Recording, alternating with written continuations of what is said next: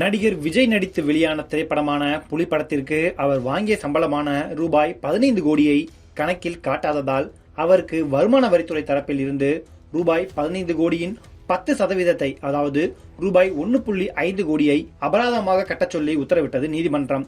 இந்த அபராதத்தை ரத்து செய்ய வேண்டும் என்று விஜய் சென்னை உயர்நீதிமன்றத்தில் மனு தாக்கல் செய்தார். மனுவை விசாரித்த சென்னை உயர்நீதிமன்றம் விஜய் ரூபாய் 1.5 கோடியை அபராதமாக செலுத்த வேண்டும் என்று உத்தரவிட்டுள்ளது. கடந்த 2015ஆம் ஆண்டு இயக்குனர் சிம்புதேவன் இயக்கத்தில் நடிகர் விஜய் நடிப்பில் உருவாகி வெளியான திரைப்படம் தான் புலி.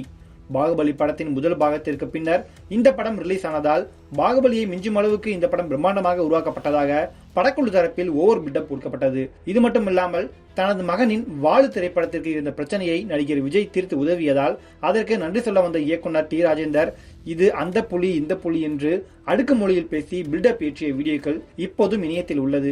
ஆனால் படம் எதிர்பார்த்த அளவுக்கு வெற்றி கொடுக்கவில்லை. இப்படி இருக்க இந்த படத்திற்காக நடிகர் விஜய் சம்பளமாக ரூபாய் 15 கோடி பெற்றுள்ளார். இதை அவரது வருமான வரி கணக்கில் குறிப்பிடாததால் இவருக்கு ரூபாய் 1.5 கோடியை அபராதமாக விதிக்கப்பட்டது. இதில் விஜய் தரப்பில் முன்வைக்கப்பட்ட வாதம் என்னவென்றால் வருமான வரித்துறை எங்கள் வீட்டில் ரெய்டு நடத்தியது 2019ஆம் ஆண்டு. வருமான வரித்துறை சார்பில் அபராதம் விதிப்பது என்றால் அதை 2019ஆம் ஆண்டே விதித்திருக்க வேண்டும்.